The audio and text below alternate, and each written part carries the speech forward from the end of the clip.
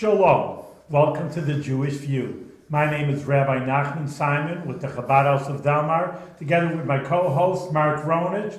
That his website is jbiztechvalley.com, and also with the statewide news service. And together we have a very, very special guest with us, Councilman Ron Bailey. Thank you. Welcome to the Jewish View, Ron. Thank you. Now, Ron, you've been in the city council how many years, or common council? This is my first term, 4 years. Well, how do you like it so far?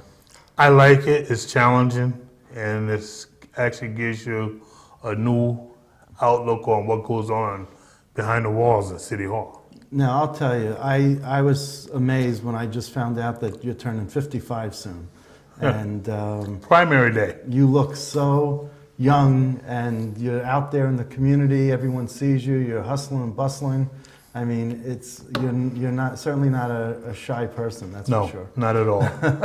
Now, you're married for 23 years. You Yes. have 2 children and 4 grandchildren. Yes, 2 Holy boys, cow. 2 girls. Holy cow! Well, you don't beat Rabbi Simon because he's got 13 kids. He doesn't know how We're not many in a grandkids. competition. I'm not trying to be either. Ron, I want to ask you, how did you get into the political scene to be active in common council? What Well, was your background in that? my mother was a committee person in the 3rd Ward, 3-7, and she had got sick, and she had called me and asked me to complete her term out. So I came along, I completed her term, and I knew what my mother liked. I knew what her visions were. So it was easy for me to get involved and keep her dream going. But she wasn't on the common council. No, she was a Democrat committee person. Right. So who did you replace on the common council? I replaced, actually Corey Ellis had the seat I had. Oh, I see. So when he didn't, you didn't defeat him. He No, just I didn't defeat him. He just didn't run. He just didn't run. Right, okay. So, but I was in a race against 3 other people vying for that seat. And your mother has a different last name. It seems like it's Louise Lumpkin Johnson. Yes. So name recognition was an Name issue. was not an issue. Well, name was an issue. It was an issue. I come from a 5-generation family. Right. But I had established my own self also Right. in the community. So that's good. That's very good. So what did you do for a living before you became an elected official? I worked at Berkshire Farms as a child care worker, and I also worked at Whitney M. Young as outreach worker. Okay. And so social services, Yes, basically? yes. So what do you saw what the issues were from the street level? I seen the issues, what were out there. I was an outreach worker. I had to work with people in the courts, dealing with drug court. Actually it was when drug court actually really started down at police court with Judge Herrick. Mm-hmm. We would go down there and we would, instead of putting people in jail, we would try to get them into treatment. So what's your focus on the Common Council? What's your passion? My passion is dealing with the blight in the city. You represent West Hill. I represent West Hill, Arbor Hill, Timbuk Triangles, Sheridan Hollow. Okay. And one of the things I have a passion for is doing something with the blight in our community. When I came, The economic blight, what exactly you were saying, Well, or crime, or? I deal with crime, codes, anything that's going to make the community better, I deal with. Well, you know what? I grew up in Brooklyn, and I see Bedford-Stuyvesant is now selling $1 million condos. Yeah. Bedford-Stuyvesant. Bedford-Stuyvesant, our Arbor Hill and West Hill was the microcosm of what Bedford-Stuyvesant. Sure. Do you have hope for West Hill and Arbor Hill that they could be rejuvenated? Oh yeah, we're on our way. We have a lot of the offices down on Broadway and Pearl Street are in the 3rd Ward, and we're turning those into flats and lofts and stuff. Yeah, but that's not the heart of your district. No, it's not the heart. Right. But we're rebuilding Sheridan Hollow also. We're doing a mixed community there with family houses, apartments, little restaurants and stuff in So are there. you leveling what was there in terms of housing and Yes. building and new construction? We're building on that's there, on those lots and those abandoned buildings.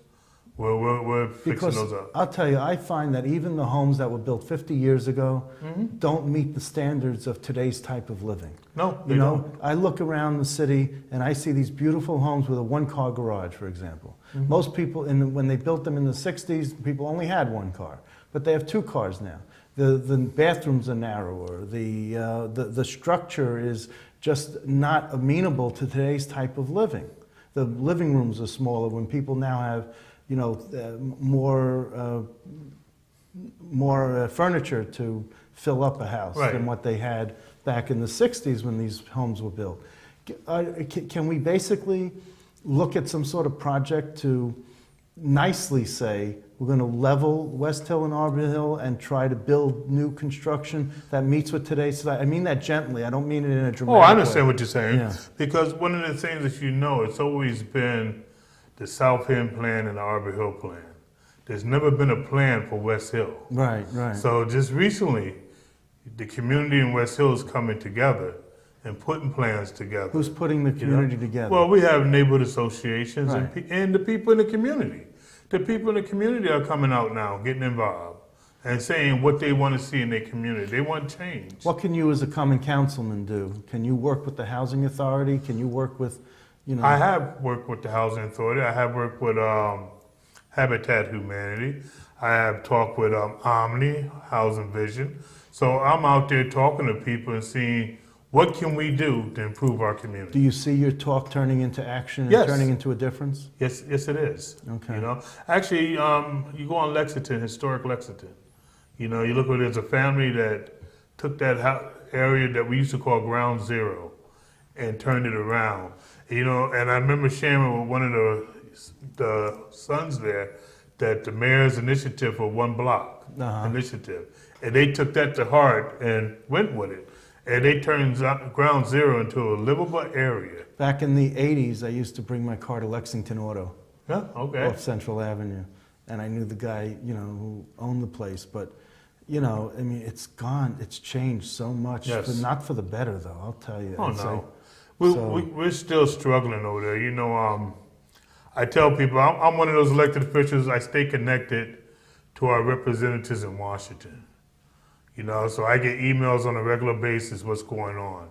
You know, like I get an email that said 90 billion's been cut from the farm bill. Yep. Right, so. That's food stamps. Yeah, food stamps, Meals on Wheels has started. So as an elected official and leader in my community, it tells me that I need to work on stuff to get them in place Okay. for the community at the times of their needs. You know, as you know, we have a problem with St. Cashmere School. No, I didn't know. Yeah, well, Interfaith Shelter bought St. Cashmere to put their drop-in center in it. And they want to put all these different types of program in there, Monday through Friday from 9 to 4:30. And at the end of the day, they want to serve a hot meal. You know, but I have people on that block that don't want it. Actually, it's in court right now with Article 78, but they tend to be mad at me because they said I should have stopped it, you know. But by the time they came to me, Right. the zoning board already voted on it. Well, this is exactly, this is a good segue into the next thing I want to talk to you about. Yeah. You know, people say to me, the average man on the street says to me, what goes on during these common council meetings? And that question itself signals to me that people either are too busy or they just don't go to the common council meetings, and they maybe don't have an interest, but I find that I go to the common council meetings. You've seen me there. Yes. And I've spoken out at the public comment session. Yes. So it seems to me that there's the caucus meeting, then you have the public comment session, and then you have the common council, formal common council meeting. Right. The caucus is all Democrat, the common council is all Democrat, so the caucus is sort of a I don't know, you wouldn't think so sometimes the way we go at it. Well, I know, but that's another thing we'll get into about the factions that, you know, are Right. there. But I just see this as being, you know, a done deal from the committee process. There are, what, 8 or 9 different committees? Right, it's about 8 or 9. And that's where all the decisions get made, and then it's brought to the caucus to tweak, and then by the time the public gets a chance to speak out about something that they find out about, it's too late because it's already written in stone and it's Well, going to not be really, passed. because most times when we have committee meetings, it's posted so the public, if there's a public comment time, the public can come. But if they don't even know that the common council meeting is going on, and they It's on say the what goes website. on there, how are they going to know about the committee meetings when they're just? The committee meetings are posted on the website, Well- and they're also posted down in the rotunda on the wall there. So it's out there. Yeah, but in this day and age, Yeah, I we know, really man. need to have more. I mean, It needs to get out to the public more. right. And a lot of times I say to people in my area, come to the council meeting.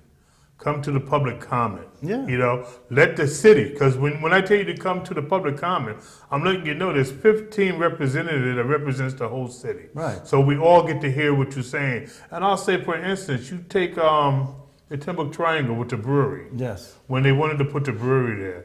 And I met with the Timbuk Triangle people, and I told them, I said, come to the council. Did they and come? they came on a regular basis. Uh-huh. Every time we had a council meeting, they came, public comment, and they spoke about not wanting that brewery in their neighborhood.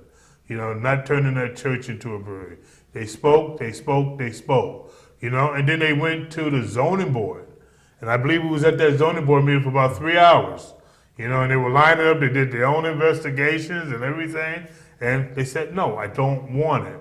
And as their representative, I set a precedent and I did a resolution that I was told that it wouldn't pass, but I got it passed Oh, good. with 10 votes and 2 noes and two abstain and 1 no. And we passed it, And I told them, I said, as their representative, I had no choice but to stand with them. Sure. They said no. We just put a parking system down there. You're talking about putting a restaurant, brewery there. But if that brewery, if a church in another community was going to become brewery, and the residents in another district didn't want it, would you still stand against it Yes.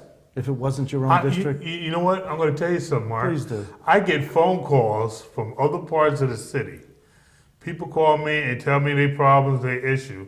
Right? I ask them, did you talk to your council member? Yeah. And I tell them, yeah, I talked, but they never call me back.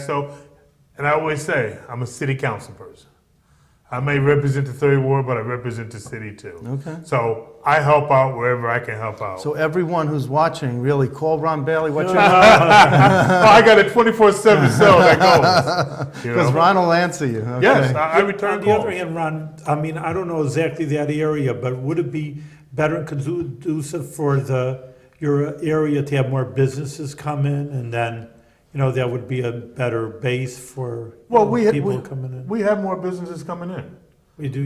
We have more, even in Sheridan Hollow. We got little sandwich shops going up. Actually, we're looking about a supermarket down there also in the Hollow. Because, we have the Monroe down there, and we have all these houses of family. And one of the things we're looking at, people shouldn't have to travel way across town to get a half a gallon of milk or tomato, whatever. They should be able to come out down and walk to a supermarket. It's not a rural area. Right. It's not a rural area. It's an urban center, and people should be able to go to their corner and get what they want. Well, and we need to have in our neighborhoods stuff for people that want to live here. Right. To make people come back. Well, that's to what the I'm city saying. life. It starts with housing. Yes. Aside from crime and safety, Well, it starts with housing and changing the image. When I see Bedford-Stuyvesant, where condos are going for $1 million plus, I'm just absolutely, and they're not big condos. Right. But you wouldn't, 10 years ago, you would never hear of a condo going for that much. And that's a regular occurrence. It's not an oddity. Right. Well, I had one of my cousins laughing at me about a ribbon cutting we did on Beaver Street, right, for a loaf down there. And she said, yeah, $1,800 for that. Who's going to live there? I said, you'd be surprised. Yeah, they are. With 90 Tech and I'm moving up here, we have to make it available for people. The president of University of Albany, Robert Johnson, he decided not to live in the president's home on by the park, by Washington Park. He wanted to move downtown to live in those condos that you're talking about. Yes. Okay. And listen, I'm happy when they move downtown in those condos because it builds up to 30 more. So what happens to Stewart's? Why can't you get a Stewart's in there? There's a Stewart's over in the South End. Well, we can. We're still looking for businesses to put down there. We're working on moving things, bringing things in because we ask the community, what do you want to see? Does it take tax incentives? Does it take government incentives to get businesses there? Sometimes it does. If I sit here and say no, I will be lying. Right. Sometimes it takes tax So incentives. if you subsidize it, they will come. Yes. Oh, sure. We'll probably have a whole bunch of businesses in if we subsidize it. I see all the stuff going on at Cross Gates with Dave and Buster's, and but then I see how Jillian's failed on Pearl Street, and you see, is the New York supermarket on Henry Johnson still open? Yes, That's still open. It's still there. There's other places that didn't make it on Henry Johnson. Right. Is it? And now it's all government buildings. On Henry Johnson, it's a gateway into the city, and when you come in there, what do you have? No, when we put that library there, there's a building right on the corner of Second and Henry Johnson. Yeah. I remember back in the days, there used to be a bar that has apartments over it. And I was just saying to somebody, I'm surprised nobody hasn't bought this building yet. Well, it's for sale. A friend of mine. It's a big building. Yeah. Well, a friend of mine is representing it, so I would take him down there, and he would show it to people, so people are looking. Oh, okay. At it, and that's good to hear because before I got here, I was just talking about that. Well, building. I'm here to tell you. All right, Ron. All right, Mark. That's good. That's good. And one of the things I look for, I look to bring more into the community. We need to build our community. Well, then. And you know what? And I don't just talk to the homeowners. I talk to the renters, and I talk to the youth and ask them, what do you want to see here? One of the things that we have a problem with jobs. People getting jobs. And I tell them, I said, listen, sometimes you got to start out small. Yeah. You got to work in the Stewart's, McDonald's, the Right. Burger Kings, whatever, to work your way up. What about the claim that there are no fast food restaurants in the city of Albany besides the McDonald's on Pearl Street and Madison? You don't have an Applebee's, and you don't have other chain restaurants. They're not kosher. Right. There is a kosher restaurant. They're coming going in, but that's a different story right there. But there's that there aren't any chain restaurants for people to want to gravitate to and go to and be part of. What about that claim that was brought up a few months ago by someone? And Well, I mean, can you change the neighborhood by bringing in? I mean, there's some disposable income in West Hill. Right. I know people who live in West Hill. They have disposable income. yeah. But you know what, Mark? When you talk about those chain restaurants coming in certain areas, you got to really look at, will that restaurant make it there? Will the people patronize it? But there are some people who are black business owners who put their restaurants in those neighborhoods for a reason, and they try to revitalize. I know Michael Johnson was one of the basketball players. He's one of the ones that doing that. He helped revitalize Harlem. If the right people do it, I believe it can. But no one's reaching out to them. You don't have a recapitalize Albany is not going out there and trying and focusing on. Well, maybe that's something that we're going to change on my next term. Okay. Maybe that's something. I'm going to hold you to it. We're going to have you back here. We're going to hold you to it. You can hold me to it. Okay. Maybe that's something that we can change. I hope so. And I always say to people, we don't know it all until people say it to us. Well, you know what? But you can't be blind to it, and you can't. No. But sometimes you're too close to the situation. You're living it for so long. You've been in there for so long. I mean, you just really need people to help you and to tell you what's going on, also, and what you need. But you got to be out there. Yeah. Yeah. Michael Jordan. I'm sorry, Michael Jordan. Right. Yeah. Okay. I know Michael real good. Okay. Yeah. Well, you should go get him to come here and invest some money here. He's got plenty. All right. So what do you want to? What didn't we bring up that maybe you want to tell the people and you want to bring up? Well, what I want to do, when I first came in, I said, I don't plan on being one of those council members that's going to be sitting there for 12, 13, 14 years. Mm-hmm. I came in, I set a pace for myself, a 2-term. Oh, really? I said 2 terms, and I want to build. We start rebuilding. I want to finish what I start, and then I want to work with somebody in this next term so I can pass the torch off so they can keep going. Are you unopposed? unopposed in the primary. Okay. But I have two people that's trying to run against me in November Okay. on the independent line. But just today I heard that one of them's trying to do a write-in Okay. in the primary. Well, oh, really? Yeah. Right in on the prime. Well, they know how to spell Bailey, so I guess that's Well, I don't, they just have to mark my name. They got to That's write it. their name. okay. Yeah. Do you see quality of life issues in your neck of the woods over there improving at all, or Yes, I do. are you not discouraged, or you don't have to be a cheerleader? No, no. Listen, one of my biggest pet peeves is public safety and quality of life. And with the new chief out there dealing with the quality of life, has done an excellent job, him in the police force. Codes has done an excellent job coming out, tracking these landlords down, holding them accountable for their property. Who is that? Codes? Building the codes. Okay. And also the fire department.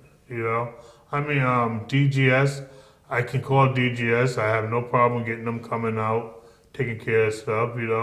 The parks, I call recreation. They clean the parks. They've been coming out doing what we asked them to do. So are you getting the roads paved in West Hill? Because that was a big issue, that they go uptown and they pave the upper wards And not because that's ours. right, because I- that's where the I income met with comes. Commissioner D'Antonio, and we do have some streets that we're doing for in-house paving in West Hill. And the next budget coming around, it'll be more streets in Arbor Hill and West Hill being done. Okay. And Rabbi, did you want to? I just think it's very good. I mean, just something that, like I'm saying, the businesses and people lifting themselves up, that's what I really think that you're trying to do instead of just handouts and what can ever the government do for me. You're just looking at people, hey, let's work together and build our neighborhood. And, it's got to come from the people themselves. That's right. It can't come from above. And once the people do it, they take more pride in it. Yeah. What do you see for your future after common council? Do you see county legislature or other government service? It'll be other government services. I'm not sure which one yet because I have to talk with my boss first. That's my wife. I have to talk with her, because anything I do, I always get the family approval. I understand, but in your heart of hearts, I mean, you're not declaring anything that you can't go back on, but in your heart of hearts, what would you like to, do? What do you want to do next? I don't know. I can stay in city government or county government, either one. But you're not going to stay in city government I don't because know. No, that's a position. because you city said 2 government's at. terms. Yeah, 2 terms. So, hey, maybe I want to be council president. Oh. One day. You never know. That's a citywide, but for most people who don't know, that's you city- run that's citywide, and that's Yeah. if the mayor steps down, the common council president Right. takes over, the second in command. So that's not a slouchy type of position. No, it's is not. it? No. When Mayor Whalen succeeded Mayor Corning, Yeah. because he was common council president when Mayor Corning That's died. what happened. That's he just elevated to that position. So you're do you want to be mayor one day? People had asked me. I don't know if I want that responsibility right Why now. not? You know what? I've watched Mayor Jennings, all the time he's been in there. And as a common council member that has sat there with the budget the last 4 years over and over, it's a strain. It's a strain, And sometimes I wonder how he goes home trying to figure out, do I have to cut these jobs? Do I have to lay these people off? Or where can I get the money to fill this gap? Maybe he thinks about it under the tanning booth. I don't know. I don't know. But I'm pretty Okay. sure he's had plenty of sleepless nights trying to figure out how to close the gap. Well, how do you?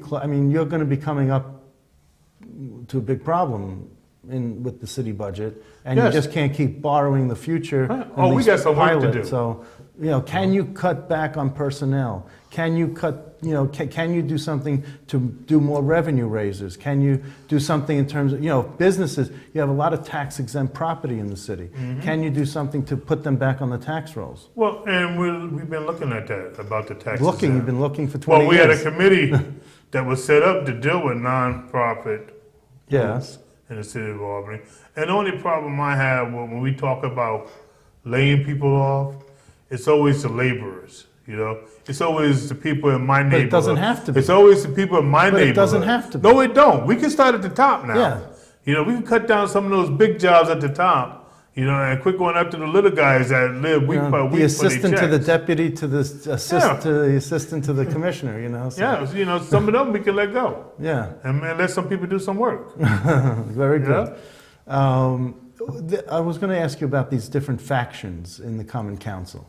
As I said earlier, you know, you have a progressive movement and where you have young upstarts and you have old-time stalwarts. Right. I don't know where you fall in because you're both a stalwart and an upstart and you're not necessarily young, although you have a youthful appearance, Right. but being, you know, coming up to 55, you double nickel, you're just, I don't know what, where you Mark? fall in. You so. know what I do, Mark? When we get our agenda and I look at the agenda, I do research. I look at what I'm looking at, and then I listen. I make sure I go to committee meetings because that's where a lot of things are done at in Sure. committee meetings. So when I go to committee meetings, I got my information with me, and I'm listening to the information that they're giving, see if they coincide with what I got, and then it makes it easy for me to cast the vote that I need to vote on. Is there a public comment session at the committee meetings? So most committee meetings there are. Public can talk about. Public can talk. How about at the end of the meeting, after they've heard what the legislators had wanted to do, can they comment and say, no, I don't like this, I don't like that? Well, some people have. Okay, Some committees have. some you know, committees, nothing some- formal. No, well, some people. Sometimes we let the public speak first. Yeah, Or sometimes we have our meeting, then we let them speak afterwards. okay. So we get the input. So, you know, it's fair. And even after that, they can always come on a regular council night and public comment and still speak. But like I said, About that's what they wanna it's a speak. done deal by then. I mean, And not really, Mark. Not really, because there's been times where we thought it was a done deal, and a group came in and spoke during public comment, and then that's when you see the council you see, members a whispering and talking and a group came in. Well- so you need, so then that's a key to tell the audience Yeah, about. they need to come You in. need to have more than one person. Yes. You need to You- say it over and over and over you again. need to be heard, and you need to be heard more than by one person. Okay. you know? So I really, really think that, you know, there's more work to be done in terms of openness Yeah. and in terms of getting the public. Well, you know what I learned, Mark, when I came on this council. Before I came in, they talk about transparency, Yeah, right? And sometimes you sit there, you be wondering, well, where's the transparency? that's right. You know, you talk about it, but you're not walking it. So that becomes a problem also. Mm-hmm. You know, you can talk about transparency, but are you implicating it in your decisions? And Yeah. you're not, is what you're saying. No, some of them not. Right. Some are not. Some are, some not. You know? Is there a group that you're affiliated with? Are there some smaller, On the council? yeah. Not really. I try to work with everybody. Who are your friends? That's a hard one. Because you know what I learned in politics? You ain't got no friends. If you want to, well, I learned if you want a friend, get a dog. Yeah? I think Harry Truman said that. Yeah? You know? But you know what? I work with all of them. I talk with all of them. I'm fair with all of them. Just like when they come to me about things they want passed and stuff, we sit, we talk and stuff. So I try to be everybody's friend. I try to stay open to everything. Who's your county legislator? Mert Simpson. Mert Simpson. Yes. Okay. We're at war right now. Oh, you are? Oh yeah, he doesn't want St. Cashmere on his block. He's he's in one of those NIMBY moves. Uh-huh. You know, so I don't know. I helped him get in that seat. Oh, you know, okay. and Okay. My thing is, you know, the reason I put you there was to help the people, Right. not to fight against the people. Okay. You know, Mark, we're You- out you- of time, but, you know, the Ron Bailey, Councilman, I think you're doing a very excellent job. Thank you. Working for the people. You know, the head rabbi always said, he brought down from the Gettysburg Address, for the people, by the people, of the people. right. That's really, and the Rebbe said that, and in New York, and I think that's what you're working for, and that's the best thing. That's really what a person in position in politics in America is supposed to be doing, working for the people. I see you're doing a good job. Thank you. Okay. Thank you, Ron. Thank you, I Mark. appreciate you taking the time. Thank you.